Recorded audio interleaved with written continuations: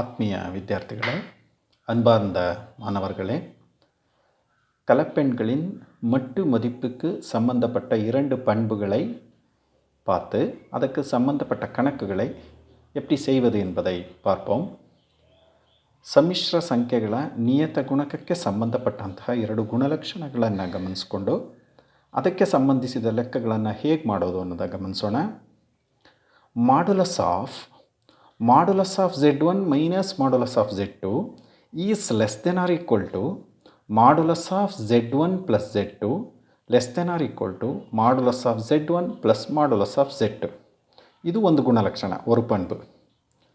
Modulus of z1 minus modulus of z2 less than or equal to modulus of z1 minus z2 less than or equal to modulus of z1 plus modulus of z2. ಎರಡೂ ಗುಣಲಕ್ಷಣಗಳು almost ಒಂದೇ ಥರ ಇದೆ, ಒಂದೇ ಒಂದು ವ್ಯತ್ಯಾಸ, ಇಲ್ಲಿ plus ಇದೆ, ಇಲ್ಲಿ ಮೈನಸ್ ಇದೆ. இரண்டு பண்புகளும் ஒரே மாதிரியாக உள்ளது. ஒரே ஒரு வேறுபாடு என்னன்னா, இங்கே ப்ளஸ் இருக்குது, இங்கே மைனஸ் இருக்குது. இதற்கு சம்பந்தப்பட்ட கணக்குகளை பார்ப்போம். எக்ஸசைஸ் 2.5ல 4வது ಕಣಕ್ಕೆ ಗಮನಿங்க. ಎಕ್ಸಸೈಸ್ 2.5ನಲ್ಲಿ 4ನೇ ಲೆಕ್ಕ ನಾನು ಹೇಳ್ತಾ ಇರೋದು. ಈಗ modulus of z equal to 3 ಎನಿಲ್ 7 less than or equal to modulus of z plus 6 minus 8i less than or equal to 13 என காட்டுக. Modulus of z equal to 3 ಆದರೆ 7 less than or equal to modulus of z plus 6 minus 8i less than or equal to 13 ಎಂದು ತೋರಿಸಿ. இந்த கணக்குக்கு சம்பந்தப்பட்ட பண்பை நீங்கள் பயன்படுத்தணும். இந்த கணக்கில் 7 less than or equal to modulus of z plus 6 minus 8i less than or equal to 13 அப்படின்னு கொடுத்துருக்கிறதுனால ಈ ಲೆಕ್ಕದಲ್ಲಿ 7 less than or equal to z plus 6 minus 8i less than or equal to 13 ಅಂತ ಕೊಟ್ಟಿರೋದ್ರಿಂದ ಯಾವ ಗುಣಲಕ್ಷಣವನ್ನು ಬಳಸಬೇಕು ಅನ್ನೋದನ್ನು ನೀವು ಗಮನಿಸಬೇಕು. ನೋಡಿ, ಮಧ್ಯದ ಭಾಗದಲ್ಲಿ z plus 6 minus 8i, z ಅನ್ನೋದೊಂದು ಸಮ್ಮಿಶ್ರ ಸಂಖ್ಯೆ, 6 ಮೈನಸ್ 8i ಅನ್ನೋದೊಂದು ಸಮ್ಮಿಶ್ರ ಸಂಖ್ಯೆ, ಅವೆರಡರ ನಡುವೆ ಪ್ಲಸ್ ಅಂತಿರೋದ್ರಿಂದ ಮೊದಲನೇ ಗುಣಲಕ್ಷಣವನ್ನು ನೀವು ಬಳಸಬೇಕು. இந்த கணக்கில் z plus 6 minus 8i, z ஒரு கலப்பெண், 6 மைனஸ் 8i ஒரு கலப்பெண், நடுவில் ப்ளஸ் இருக்கிறதுனால முதலாவது பண்பை நீங்கள் பயன்படுத்தணும். ஸோ கணக்கை பார்த்து எந்த பண்பை பயன்படுத்தணும் என்பதை முடிவு பண்ணிக்கணும். ಸೊ ಲೆಕ್ಕವನ್ನು ನೋಡಿಕೊಂಡು ಯಾವ ಗುಣಲಕ್ಷಣ ಬಳಸ್ಕೋಬೇಕು ಅನ್ನೋದನ್ನು ನಿರ್ಧಾರ ಮಾಡಬೇಕು. ಸೊ ಮೊದಲನೇ ಗುಣಲಕ್ಷಣವನ್ನು ಹಾಗೆ ಬರ್ಕೋತೀನಿ. ಸೊ ಈ ಮಧ್ಯದ ಭಾಗವನ್ನು ಗಮನಿಸಿ ನೀವು ಲೆಕ್ಕದಲ್ಲಿ ಮುಂದುವರಿತಾ ಹೋಗೋದು. ஸோ இந்த z ப்ளஸ் 6 மைனஸ் 8i என்பதில் z1 என்பது தான் z முதல் கலப்பெண், z2 என்பது தான் 6 மைனஸ் 8i. z1 ಅನ್ನೋದೇ z, ಲೆಕ್ಕ ನೋಡ್ಕೊಳ್ಳಿ ಆಗ ಗೊತ್ತಾಗುತ್ತೆ. z2 ಅನ್ನೋದೇ 6 ಮೈನಸ್ 8i. ಇವೆರಡನ್ನ ನೀವು ಸರಿಯಾಗಿ ತಗೊಂಡ್ರೆ ಇನ್ನು ಉಳಿದದ್ದು ಪೂರ್ತಿ ಗುಣಲಕ್ಷಣವನ್ನು ಬಳಸಿದ್ರಾಯಿತು. ಸೊ ನಮಗೇನೇನು ಬೇಕು? z1ಗೆ ಮಾಡ್ಯುಲಸ್ ಬೇಕು, z2ಗೂ ಮಾಡ್ಯುಲಸ್ ಬೇಕು. ಫಸ್ಟು z1 ಅಂದ್ರೇನು, z2 ಅಂದ್ರೇನು ಅಂತ ಬರ್ಕೊಳ್ಳೋದು. z1 ಇನ್ ಮಾಡ್ಯುಲಸ್, z1 ಮಾಡ್ಯುಲஸ் அப்படின்னா z modulus, modulus of z. Modulus of z ಇನ್ ಮದಿப்பை ಕಣಕ್ಲಿಯೇ ಕೊಡ್ತಿರ್ಕ್கிறாங்க. ಮಾಡ್ಯುಲಸ್ ಆಫ್ z ನ ಬೆಲೆಯನ್ನು ಲೆಕ್ಕದಲ್ಲೇ ಕೊಟ್ಟಿದ್ದಾರೆ, equal to 3.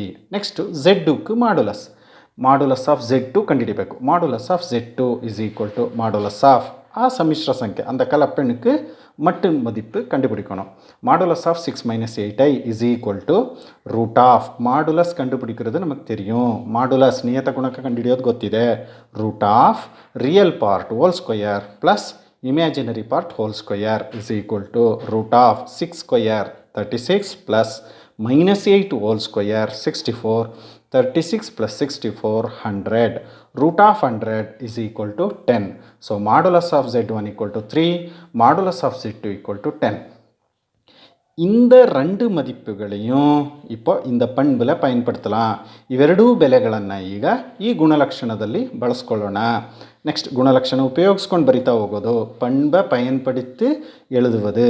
Modulus of z1 இன் மதிப்பு 3 மைனஸ் ಮಾಡ್ಯುಲಸ್ ಆಫ್ z2 இன் மதிப்பு 10. Modulus of z2 10. ನೋಡಿ, ಗುಣಲಕ್ಷಣವನ್ನು ಉಪಯೋಗಿಸ್ಕೊಂಡಿದ್ದೀವಲ್ಲ, ಇದರ ಬೆಲೆಗಳನ್ನು ಬರಿತಾ ಹೋಗೋದಷ್ಟೇ.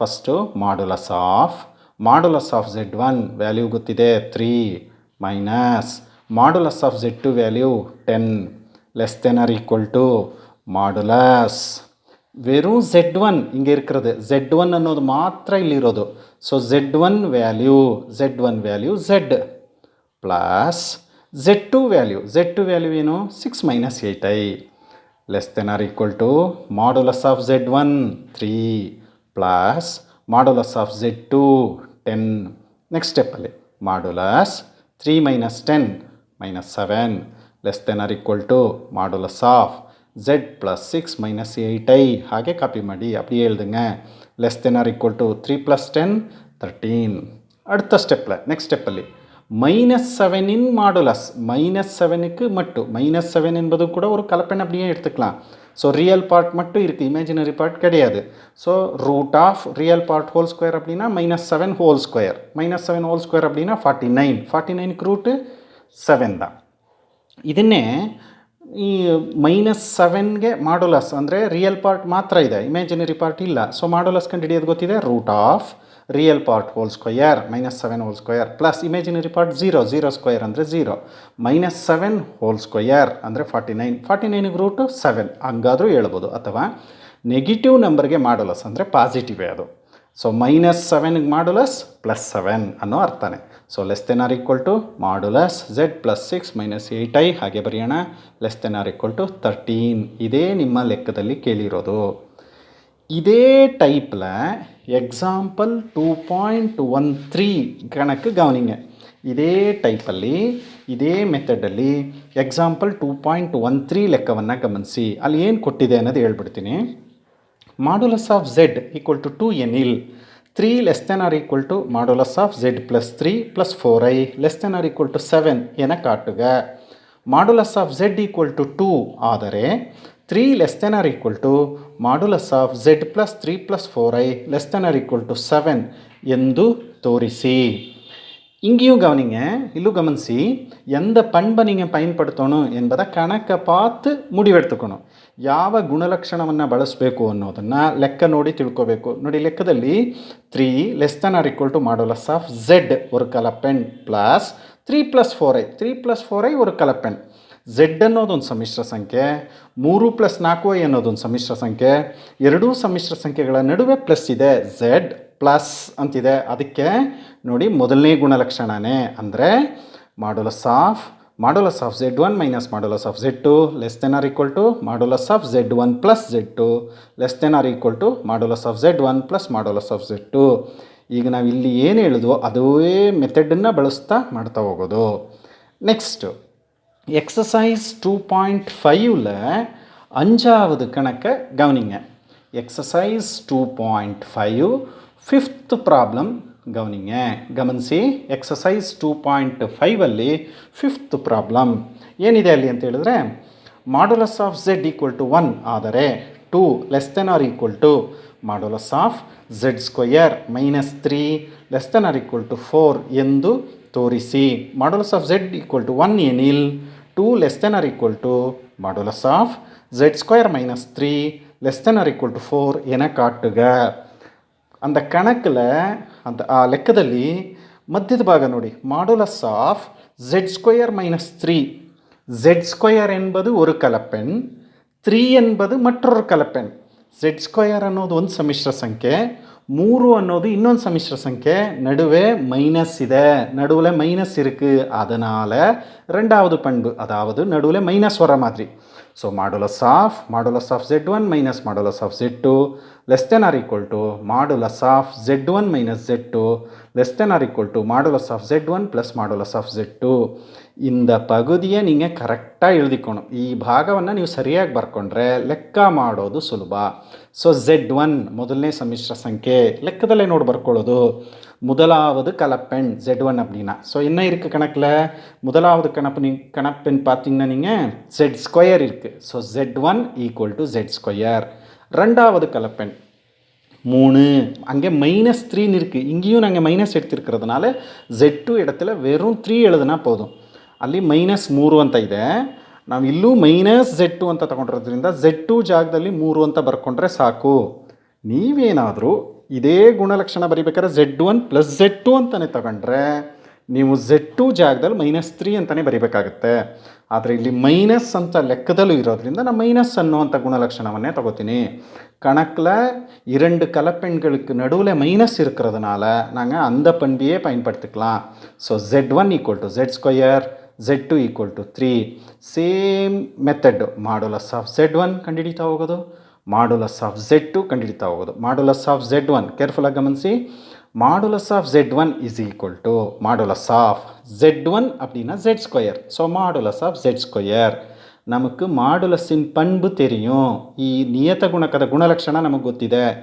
ಮಾಡ್ಯುಲಸ್ ಒಳಗಡೆ ಪವರ್ ಬಂದರೆ ಮಾಡ್ಯುಲಸ್ಸಿಂದ ಹೊರಗಡೆ ಬರುತ್ತೆ. ಸೊ ಮಾಡ್ಯುಲಸ್ ಆಫ್ Z ಆಗೇ ಇರುತ್ತೆ, ಹೋಲ್ ಸ್ಕ್ವೇರ್ ಹೊರಗಡೆಗೆ. ಮಾಡ್ಯುಲಸ್ ಆಫ್ Z ವ್ಯಾಲ್ಯೂ ಲೆಕ್ಕದಲ್ಲೇ ಕೊಟ್ಟಿದ್ದಾರೆ. Modulus of Z equal to 1. So 1 whole square, 1 square ಅಂದರೆ 1. ಸೊ ಮಾಡ್ಯುಲಸ್ ಆಫ್ Z2 ಗೊತ್ತಿರೋದು ನಮಗೆ ಕಂಡುಹಿಡಿಯೋದು. ಮತ್ತು ಈ ವ್ಯಾಲ್ಯೂಸನ್ನು ಬಳಸ್ಕೊಂಡು ಗುಣಲಕ್ಷಣದಲ್ಲಿ ಬೆಲೆಗಳು ಕೊಡ್ತಾ ಹೋಗಿ. இந்த மதிப்புகளை நீங்கள் அந்த பண்பை பயன்படுத்தி எழுதுங்க.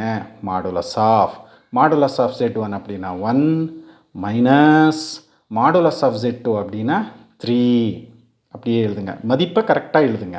Less than or equal to modulus of Z1. ನೋಡಿ ಇಲ್ಲಿ Z1ಗೆ ಮಾಡ್ಯುಲಸ್ ಇಲ್ಲ, வெறும் Z1 தான். ஸோ Z1 அப்படின்னா Z2 மைனஸ் Z2 அப்படின்னா 3. ஸோ Z2 ಅಂದರೆ 3 less than or equal to modulus of Z1. ಕೇರ್ಫುಲ್ಲಾಗಿ ಮದಿಪ್ಪುಗಳು ಎಳೆದೋಣ. ಬೆಲೆಗಳನ್ನು ಕೇರ್ಫುಲ್ಲಾಗಿ ಬರೀಬೇಕು.